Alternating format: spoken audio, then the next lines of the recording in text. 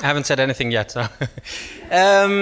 Very happy to be here. It's my first time at the gathering. I've been to many different gatherings, never this one in Luxembourg. So very happy to be here, and very happy to be able to talk about fish in just one of the slots in the program. Actually, far more animals are killed at sea than on land. In fact, far more animals are killed in the fishing industry than all other industries combined.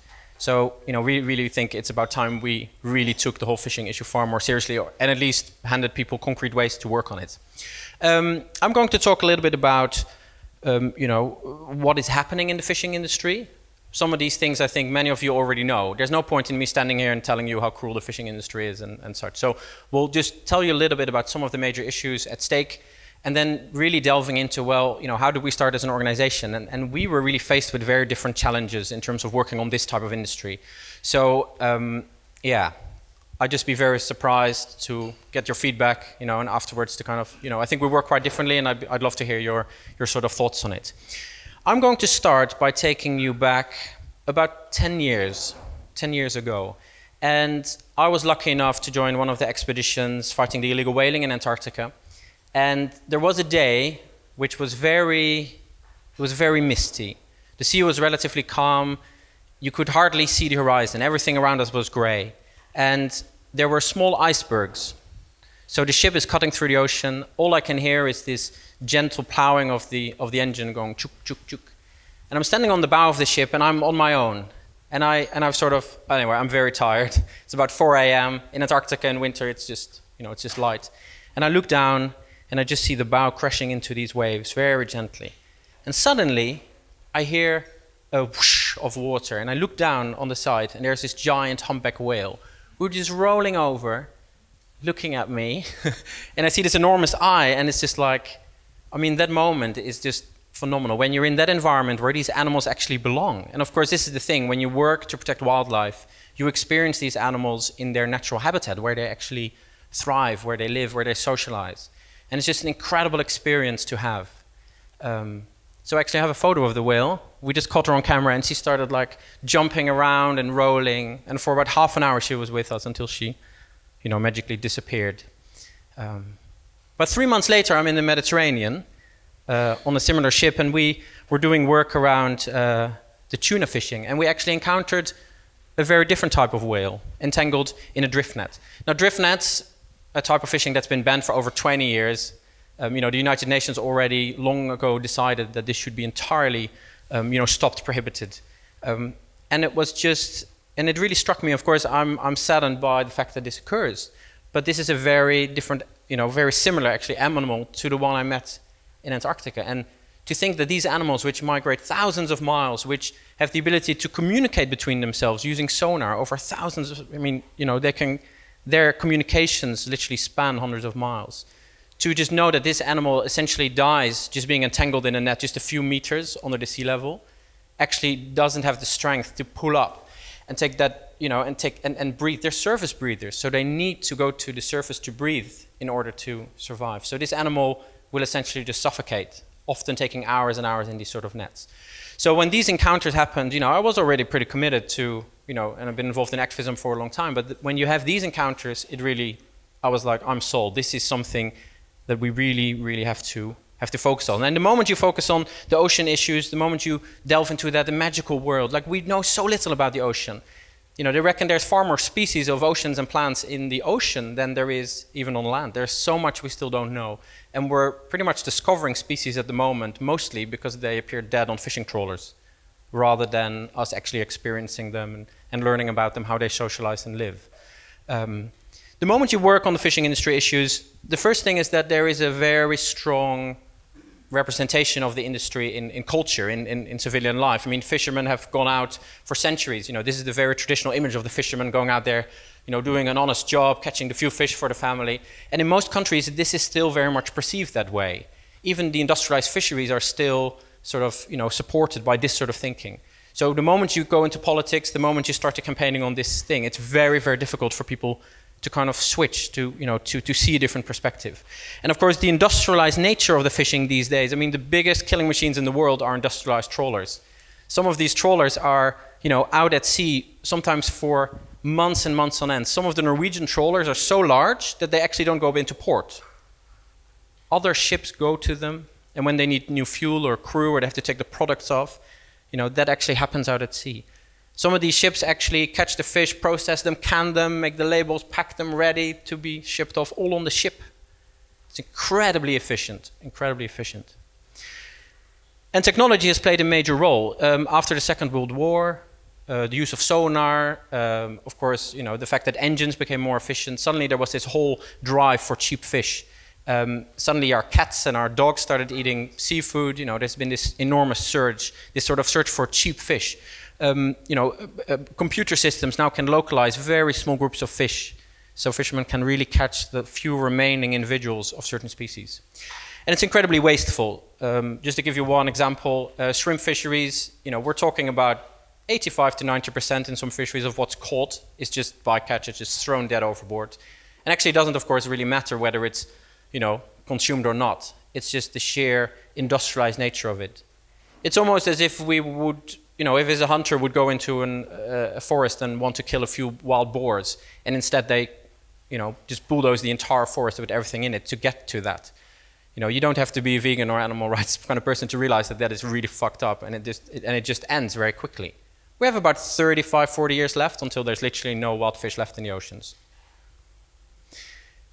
Now, when you go into certain fishing practices, for example, the use of long lines. Long lines are these, well, as the name says, very long lines. They can be 30, 40, 50 miles long, and every 30 centimeters they have a line going down and there's a baited hook on it. And the idea is that the pelagic fish that swim kind of in the upper column of the water, tuna, swordfish, mackerel, that they see these little baits and that they bite it and then they get entangled. The issue is that albatross, they see these ships, and these ships have these little lines that there's these machines and they bait the hooks and the line goes into the water. And of course these albatross, they're flying around, they're thinking, hey, I see little bits of lunch going in, this is my food. So they try and bite the bait, and you can see that happening here. At the moment, all species of albatross are heavily threatened, and some are actually close to being endangered to be actually extinct because of this practice. So it's not just about fish. It's about birds. It's about humans in many ways. The way we fish and overfish the oceans. Most people in the world are still reliant on fish as their main source of protein, whether we like that or not. Overfishing is driving poverty, is driving migration streams, is driving and actually fueling armed conflict. So many, many reasons to focus on this issue. More whales entangled in illegal drift net. This is a screenshot taken just a few years ago when we were working in Italy. This is a family of 3 sperm whales entangled in a single net. Ghost nets. So when the weather turns bad, a lot of old fishing nets actually they break off the ships and they sink down. And in the olden days, fish nets used to be made of rope or things that actually would deteriorate. But nowadays, the fishing nets are made of plastic. They don't deteriorate. So they continually fish. So even there are these sort of, there's a continual fishing going on of nets that aren't even being used anymore. And then it gets a little bit crazy, because what we see in the 80s is this sort of drive towards industrialization in the fishing industry. We suddenly see these, fishermen saying, well, actually, we're catching these really big tunas. And up until that point, bluefin tuna, as it's known, used to be caught in huge numbers. And they used to be ground up into fertilizer. They even used to be used in dog and cat food. And some clever marketing people from the US said, well, we need to do something about this fish. This is a huge fish. So why don't we create this thing about sushi bars? And anyway, and a few companies started driving and fueling this sushi bar thing, which then became very popular all around the world. Actually, the Japanese, who now heavily consume bluefin tuna in particular, they actually considered bluefin tuna as a dirty meat and wouldn't eat it. So what we see is that the European Union started investing heavily in big fishing fleets to drive overfishing of this fish in the Mediterranean. And then a few years ago, some companies started catching the fish and deep freezing it. Because what started happening is that as this fish started dwindling in numbers, less and less fish, the value of this fish started to rise. At the moment, bluefin tuna is worth more in its weight than the price of silver.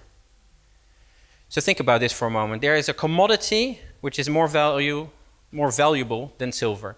So we see in the recent years, really the last 5 to 7 years, that even in the investment portfolios of companies that have nothing with fishing, they start investing in this. Because the moment you can deep freeze this fish and you can sit on it, In fact, the moment you deep freeze it and you just put it in storage space, you can set the price. And this is known as the economics of extinction, that the moment this, you can set the price. I mean, this is a very valuable commodity. No wonder that organized crime is heavily involved, which is also a very big problem. We can make a lot of laws and regulations, but if we don't enforce the law properly, and if organized crime is involved, it's very difficult to tackle. Another major issue in the world's oceans is shark finning. Sharks that are just pulled out of the water and their fins cut off. Just for their fins, they're often killed. Here's a photo of a shark I took in Vigo, on the Atlantic coast, one of the biggest fishing markets in the world. And you stand in this hole, and I think it's about maybe twice the width of this room, and about almost a mile long, this enormous warehouse. And you stand there, and where this photo is taken, as far as the eye can see, pallets and pallets just piled up with sharks, many young sharks, which means they didn't even get a chance to reproduce once. Anyway, just the sheer scale of it. And then you stand there, and then actually someone tells you, well, actually, this isn't, all these thousands of shark here, that's a single day. Because at 3 p.m., everything is gone, and at 4 a.m., the fishing ships come in, and this entire warehouse is filled again. And this is one fishing market. 90% of all the world's fish stocks are now overfished. What that actually means is that people are fishing at such a rate that actually the species can't reproduce quick enough. And we're really talking a few decades before it's over. As I said, the reality is that this is a major social justice issue. The West is essentially killing this resource for a lot of other people. So we're going to see a lot of migration, poverty. There's a lot of changes in upcoming decades to do with fishing. Now the thing is, when you work on this issue, it's very tricky to try and get people on board. When you talk about the fact that fish have feelings and that they are incredibly social animals and all this thing, people don't actually care. It's very difficult to emotionally trigger people to care for this issue. So a few years ago, we decided with a group of people, we said, well, we really have to work on this issue. We really have to take it on. And the decision was made to say, well, why don't we focus on the fact that about half the fish that's caught is illegal? Because if you're talking about illegality and about crime, then the chances of triggering a lot more people that aren't traditionally involved in environmental or animal rights work to get involved and do something about it is far bigger. That doesn't mean to say that legal fishing is good, it's just as destructive.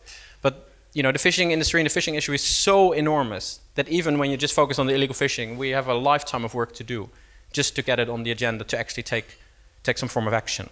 So in 2010, we set up the Black Fish. And the idea was to set up a grassroots movement of activists to really start, exposing, to start taking action against this fishing industry. Now, if you look at perhaps what other organizations traditionally, I would say the theory of change is that all the awareness and the investigation and the science, that is really the analysis. So a lot of organizations focus on what's actually the problem. Then there's an awareness, which leads to a political momentum. And almost all the NGOs working on this issue, they work towards policy change. And this is a big problem in a way, because many organizations are campaigning heavily to change the law, to ensure that certain fishing is banned, to make sure there's stronger regulations. And that's very good, but the problem is that it ends there. And the sea is so big, and when there is no enforcement, everything simply just happens. So you could almost say that the legacy of all those organizations doing all this work to try and put things right, that legacy is at risk. In fact, it might all have been for nothing, because the companies just continue to do whatever they want. So for us, the big focus has been on the enforcement. How can we actually enforce the laws at sea? How can we, and this is another thing when you're talking about fishing, how can we actually strengthen what governments are doing? Because governments are even struggling. Many countries don't even have a grip on this industry. They want to act, but they can't. So what we started doing is we started training citizens, and we call them citizen inspectors. The idea is you give 2 weeks of your time, 2 weeks every year, and in 4 days we train you to be an undercover inspector. So we train you how to recognize different fishing gears, different species, and how to document the evidence. So we'd go on these investigations with people, and what's amazing is that if you can involve people to be a citizen inspector, if they can do a 4-day training, they can do an exam, they get like a diploma, and they're like, I'm a citizen inspector. People feel a sense of pride, and it's only 2 weeks, which means that people that have careers and family lives, people who aren't sort of full-time activists, can get easily involved. So it's very accessible. So you join for 4 days of training, and then later you join for 10 days of undercover investigations. And here you see some people in a hotel somewhere in, I think, Morocco it was, working. And the Citizen Inspector Network, we called it. So our ambition was to train, in 10 years' time, about 1,600 inspectors. We've now trained about 120 people in the first 2 years. And the idea is that we essentially double the total amount of fishing inspectors in all of Europe. That's been our ambition. Anyway, we'd go to all these different, and this is also a thing, you know, when you start working on the fishing industry, it's incredibly difficult. It's incredibly technical. You go into these fishing ports, in these fish markets, there's different species, different fishing seasons, different nets, different types of ships, regulations locally and regionally and internationally, different subsidy agreements, different, I mean, you go on and on. So a lot of it is about looking at netting, measuring the sizes, getting very technical. And the idea is that if you can collect the data, actually totally not even talking about what it means to the animals, about what I feel about it, just talking about the law. And if we can prove that people are breaking the law and we can present evidence that can prosecute them, then that is an effective way to tackle it. So yeah, this is actually in a port in Tunisia.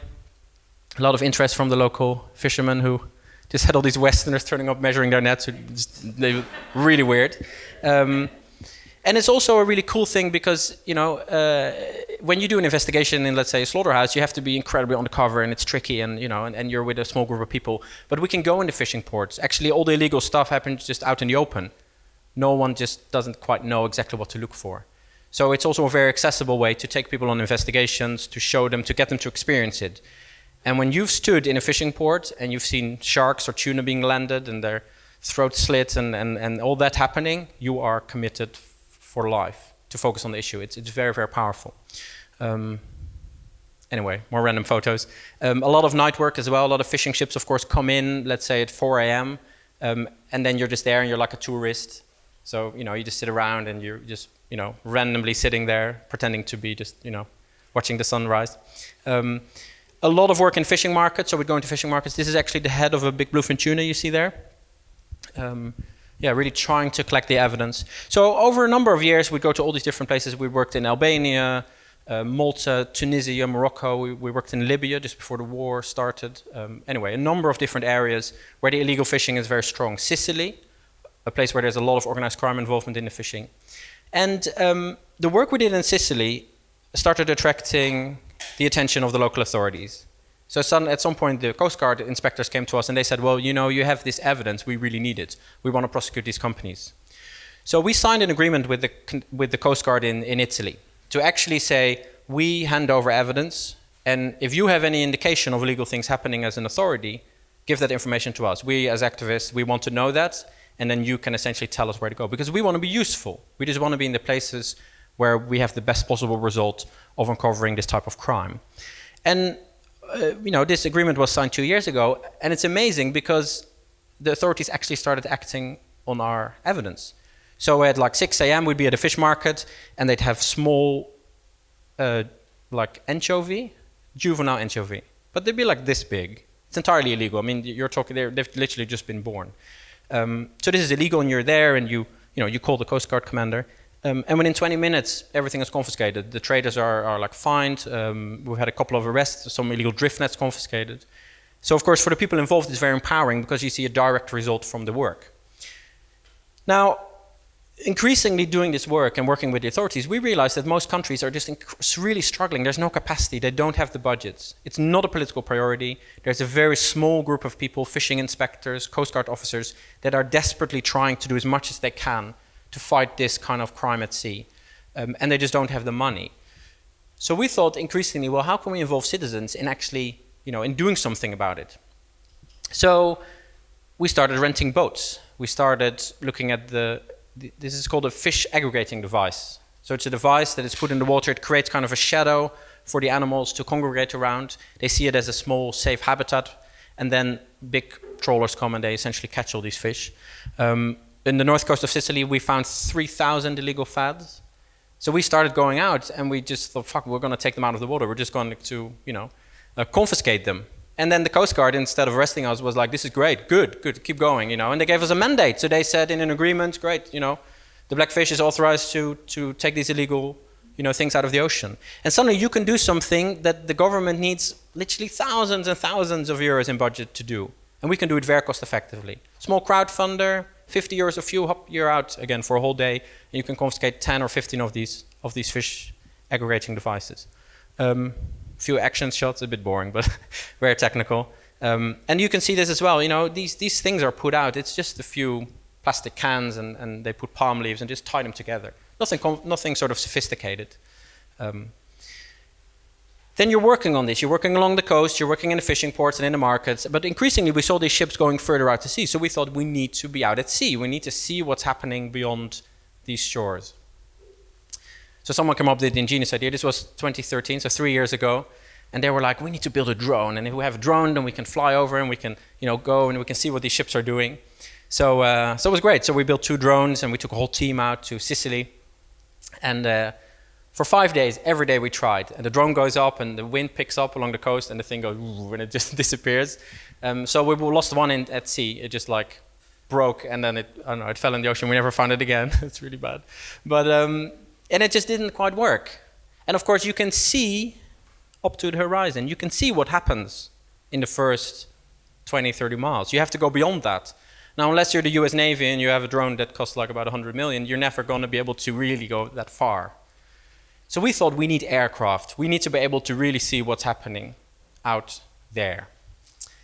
So then, that's the question. So anyway, I'm starting to talk to a few pilot friends, and I'm talking to 2 friends, particularly in the UK. One works for the British Airways and the other's for Royal Air Force. I know them through another friend, long time ago. We met, and anyway, so I meet up with them and we have a drink. And the guy from British Airways, he tells me, he's like, when I got my license to become a pilot, and I had to build up these flying hours because I got to British Airways and they said, well, you have no flying hours, you have no experience. So this guy invests 20, 30,000 pounds and he just flies around Sicily because it's cheap to fly there with a small aircraft, just building up his flying hours. And he's talking about how bored he is and everything. And I was thinking, hold on a second. This is really cool, because what if we put one of our inspectors in the aircraft with you? They know what to look at. So, and this was another thing, and I started going to a few airfields in the UK. And just imagine you have this kind of like an old wartime airfield. You have these old dudes there, early retirement, way too much money to spend.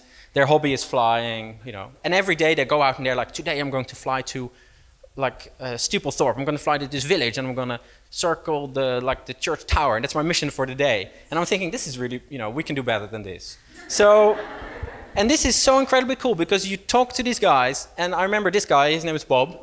We started talking, he's a friend of a friend. He was preparing his aircraft to fly, and I'm talking to him, and I say to him hi, how's it going? And I think in his British politeness, he asked me, so what do you do? I heard you do something with the ocean.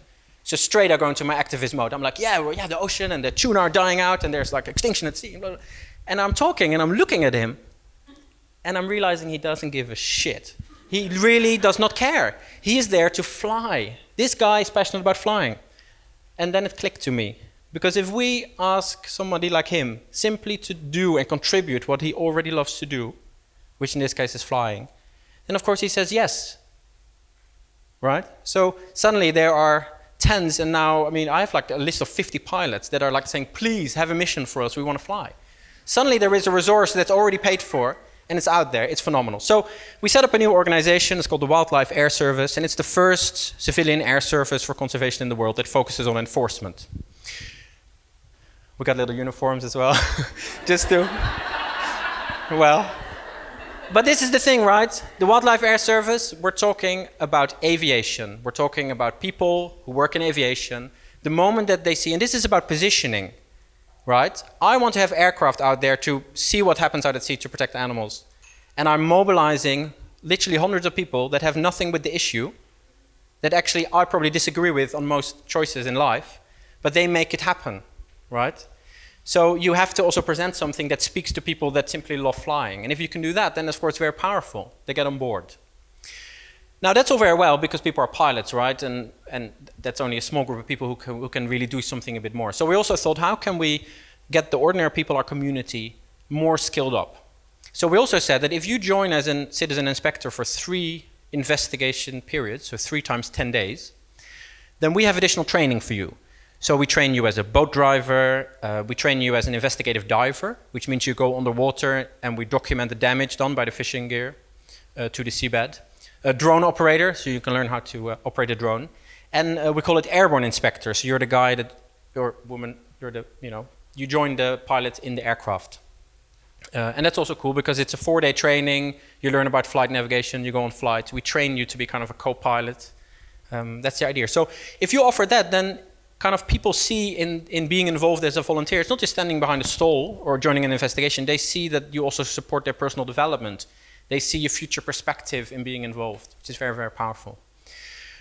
Increasingly, we started thinking, okay, so we can go kind of crazy with this, because if you start thinking, simply appealing to people in terms of their intrinsic motivation and involving them simply based on what they're good at and what they love to do, then if we need a lawyer or, we need a chef or an engineer or a doctor or, we can get these people.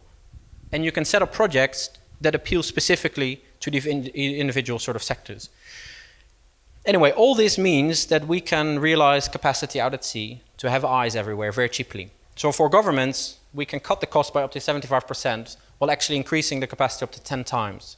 Because when citizens are out there making it happen, you can have very cheap monitoring, right? Which means that the authorities can act a lot quicker. Just to give you one example, it's not very clear, but this is Denmark, and this is the west coast of Sweden. This is an area where there's a lot of illegal cod fishing happens in this region. And just to give you one idea, we found out that basically the fishing there happens at night, and it happens quite far off the coast, which means if you go with a little boat, it's kind of tricky. So we thought we'd plan a flight expedition. So we go for 3 weeks, and in those 3 weeks, at the height of the fishing season, we do 10 flights of 3 hours, right? 30 hours of flying. And then we talk to someone at the authority level, and they tell us, you know what? The Swedish government actually has a budget for this. They actually have about $250,000 available to do this type of patrolling. But they actually haven't done any flights there. And we crowdfunded €7,500 to essentially do more flights than the Swedish government does in a whole year with their enormous budget. So, I don't know, it's just mad. Crazy times. And then we really started thinking a bit bigger. We started thinking, okay, well, what if we really can strengthen enforcement and set up these sort of, we call them civilian enforcement services from land, air, and sea. So what if we can be out at sea? But the reality is that it will cost millions of euros to have to buy ships, and then we need to fuel them. And I mean, we all know Greenpeace and Sea Shepherd and the enormous budgets they need to do their amazing work. But it's still very tricky. They started 30, 40 years ago. We're just starting up. How can we make it happen? So I'm going into this, and this is a photo of Rotterdam, 4th biggest port in the world. I'm from the Netherlands. I thought Rotterdam is a good place to start. If we need ships, then we'll go to the port. So I start talking to all these people who run maritime companies. And we're saying, yeah, we might have a ship. There was maybe a guy who wanted to donate a ship, a sort of a sailing vessel. And maybe you can help us. Anyway, and in the conversations, it turned out that a very big issue in Rotterdam is the youth unemployment. Totally unrelated. About almost 20% of the young people in Rotterdam are out of a job. The unemployment rates are 3 times higher than the national average. It's a very big problem. And then I thought suddenly, like, well, why don't we kind of combine it? And this was inspired by President Roosevelt in the US, who in 1933, at the height of the Great Depression, he set up this thing called the Civilian Conservation Corps. And it was an organization where in 9 years' time, he got 3 million young men from the cities, and under the guidance of the army, he got them to build 800 national parks. So the modern conservation movement is very much born the time when they set up these national parks and people could enjoy nature and appreciate it. Very powerful, right? And he managed to tackle the unemployment in quite a big way. So I suddenly thought, well, why don't we take another group of people, which are actually veterans from the Dutch Navy and the Royal Navy in England, and why don't we get them to train these unemployed youth as sea rangers?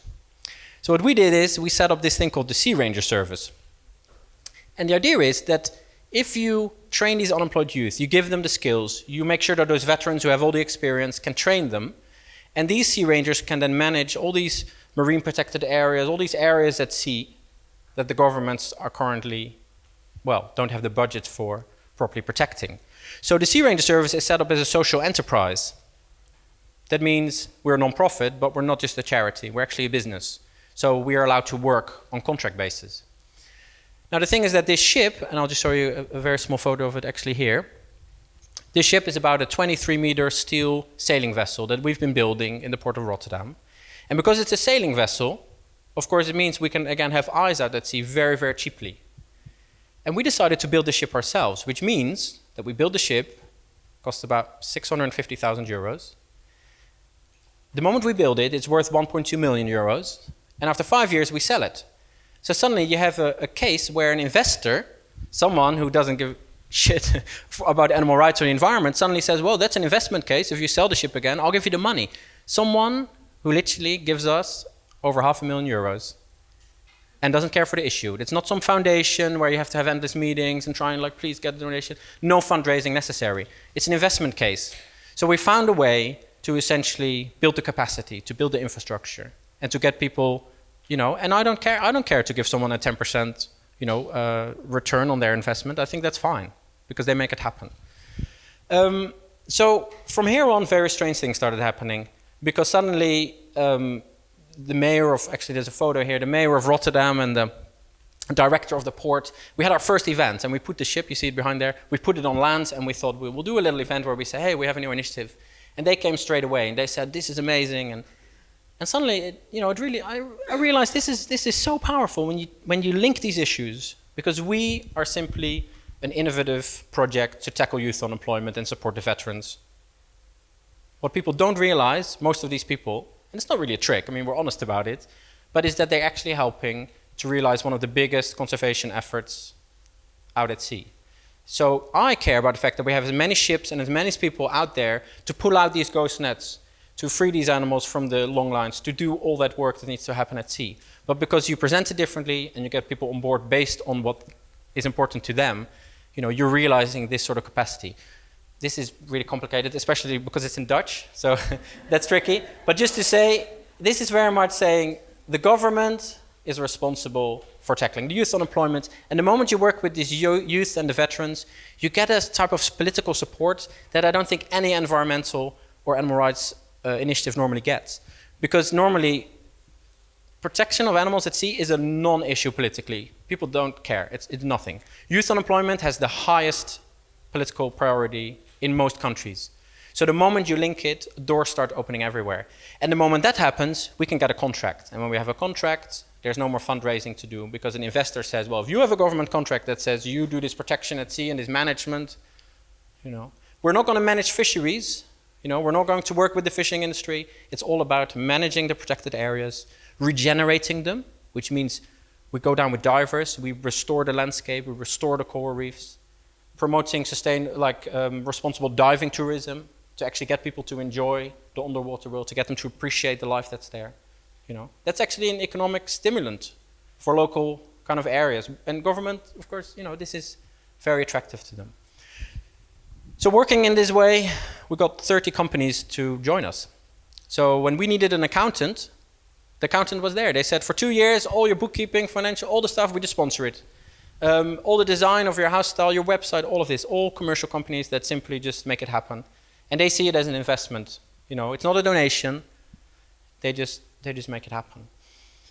And then, yeah, so then you're working in this way, and suddenly you're thinking, okay, well, maybe really big things are possible. And actually, if we can think about the patrol ship of the future, if we can think about building our own ships and always making sure they're sailing ships, you know, it's all very well to burn fuel and be quick, but we need to think about, you know, climate change. It's kind of an issue as well, that the ocean obviously has to deal with too.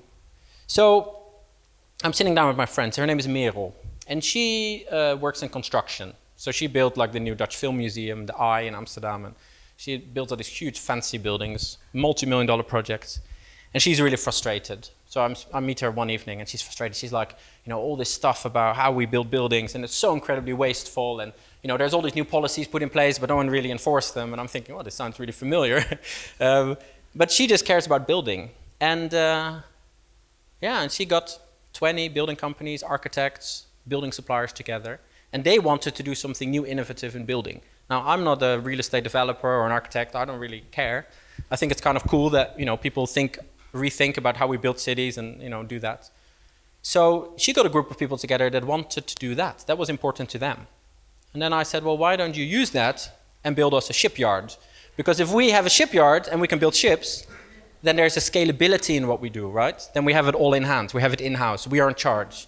We don't need to raise money to then go and buy like a second-hand ship. We can be professional. We can do it. We can, rethink what it means to build ship and such. Anyway, we had another little photo moment with the people, and and I'm dressed like this because this works. I walk in the door and people take me seriously, and I appreciate I'm a white Western middle-class male. I appreciate that I have a certain privilege that gets stuff maybe done more easily. I think that's shitty, but I also think I'm just pragmatic about what works. And it gets very technical. So now I'm sitting in these meetings, and I care for nature, but suddenly, we're talking about how we're going to rethink the design of this building, and it's actually really cool. So we're building a building that's entirely made of reused materials, and after 7 years, all the materials go back to the suppliers, which means we don't pay for any materials because we just rent the materials, right? So there's not really an investment needed to build it. It's all anyway. The council gave us 1,000 square meters of space for free in the port to build, for free. Like, incredible. Now, it still costs some money. And we're looking at this budget, and of course we do have to do some fundraising. We still have to do some, I have to admit. And I'm looking at these budgets, and the biggest expense for building the ships and building these shipyards is steel, and steel is very expensive. So, and I go to these like steel companies, and we had like 3 meetings, and you go there, and I'm sort of thinking, I have to go there and ask them to sponsor us steel, which is kind of shitty because, I'm all about appealing to people just to be involved and their intrinsic motivation. And so we'll go to this one steel company, and he's like, well, yeah, I can donate some steel, but yeah, maybe, I don't know. And it didn't quite feel right. And then suddenly it clicked, and I thought, what if my grandma and my aunt know that that little steel pan that's at the back of her cupboard, or that old garden scissors that's in the shed that she doesn't use anymore, when she goes into that supermarket and there's a big box from the Sea Ranger service and she puts it in there, that she knows that that will be recycled and it forms the steel to build the ships and build these buildings, right? So suddenly, these steel companies tell me, well, if you give us like 3 or 4 of these containers full of like old pans and pots, then actually that has enormous value to us, so you get your steel for free. And wow, so suddenly we don't have to fundraise, hundreds of thousands of euros, which we still need when we build the ship for the steel.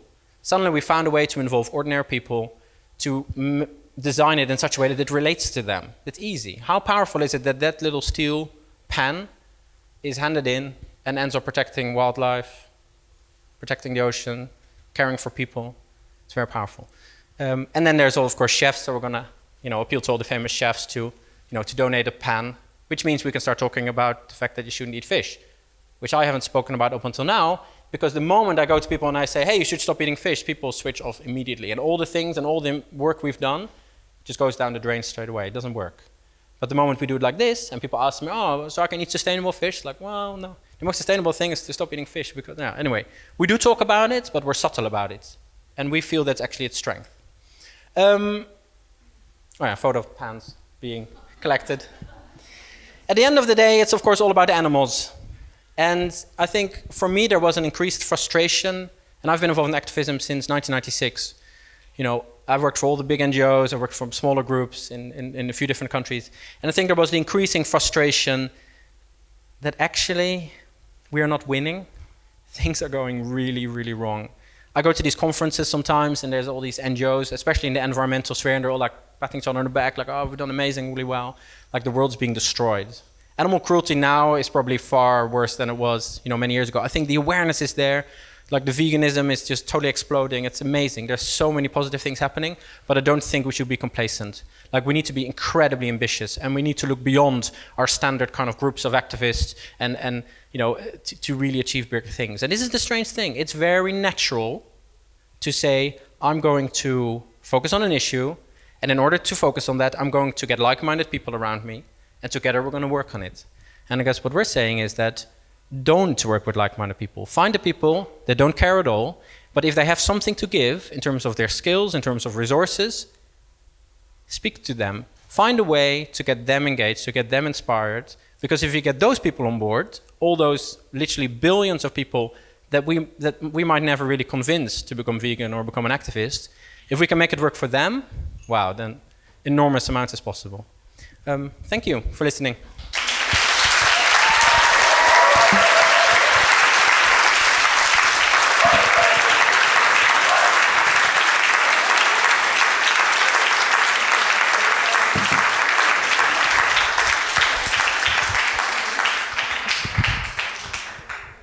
So thank you for a great talk. Are there any questions? Yeah. Can you maybe like try and come over here? Or yeah.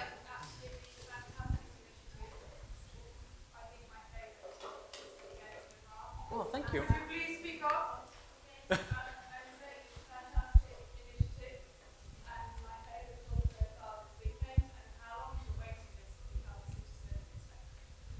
list for So there's not a waiting list. It's really a question of when. It's just actually we just got a funder that said that they will cover some cost for the next 3 years, and it looks like we start training again in Germany and the UK in this autumn. So just apply, and it takes a bit of time for us, as you can appreciate. But yeah, there's not necessarily waiting lists because the thing is that when people, if you join the training, you actually pay for your own travel to the training and you make a small donation. And when you join for the 10 days of investigation, you pay for your own travel, but we cover all the cost of transport in those 10 days and food and accommodation. But we get you to crowdfund for it, which is very powerful. We set up our own crowdfunding platform.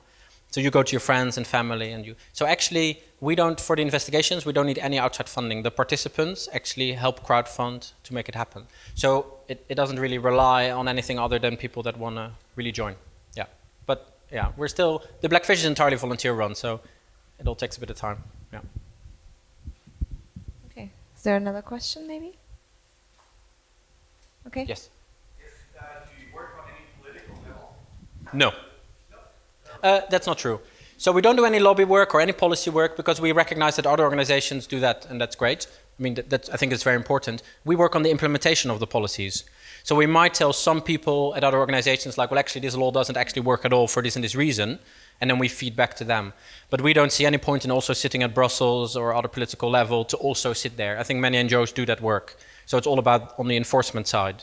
What we do, of course, do, at least with the Sea Ranger service, is that it relies on contracts. So we are contracted by the authorities. We're now in negotiations with 6 governments globally, and in the next few months we think the first contracts are going to be signed. So the clients are, appearing, but that of course needs a little negotiation too. Yeah. Yeah. Okay. Is there another question? Yeah. Yeah. So I mean, it's interesting. When we first started with the Blackfish, we made actually a list of potential campaigns we could do just in Europe on fishing issues, and we came to about 27 issues that we could focus on. So that's very tricky. Of course, we are focused. I mean, we are very opportunistic, I have to say. I mean, I think you have to be, because the issue is so big, you have to see where you get the results. So if we are going to investigate the over-quota catching of cod, like fishermen catching more than they're allowed to, that's almost impossible. But when you focus on dynamite fishing or you focus on illegal drift net fishing, when you take a photo of that drift net in the port, then it's already illegal. So that photo is already evidence required. So use of illegal drift nets, dynamite fishing, shark finning, shellfish poaching in the UK, that's been an issue as well. Illegal tuna fishing. Those are kind of things we decided to focus on. Yeah, and then the more you're realizing, I mean, a lot of people, of course, contact us and say something is happening in my region. So yeah, there's a lot to work on. Yeah. Yes. I have a question about organized crime stuff that you mentioned. Yeah. Los Angeles is a major port there too, with Los Angeles and Long Beach ports, and we do also hear about the organized crime that's involved in that port. Has there ever been any outright risk or any threats made to any of the citizens that are participating in your network by the crime network? Well, if you work in Sicily, organized crime are not a bunch of guys that are involved in organized crime. Society is run through organized crime. So if you work in these countries, there is an inherent risk. What we do is we train people just to come for 10 days. And for example, if you would join, you and me would be put together, we'd go into a fishing port as a couple, and we're like tourists, right? So it's very normal that you have a camera and that you take photos of the fishing boat. And many of the fishermen invite actually us on and be like, hey, come on board. And we had a fisherman this last summer. who was like, I think he was a little tipsy, and he was like, they were like, ah, come on board, and he were on the bridge, and the female inspector, male, female, we kind of combined them. She was like, oh yeah, tell us about, and he switched on his computer, and he actually showed the navigational chart where he showed where he put all of his legal drift nets. The authorities could never do so, right? But then the evidence goes straight to it's amazing. So there is a certain safety in the fact that you're clearly an outsider. You come from Northern Europe. You are a tourist, a woman. If you're in southern Sicily, let's say southern Tunisia, when you work there, very traditional. Even the fact that you're a Western woman there, they never think that you are there to investigate illegal fishing. It doesn't even occur to them. So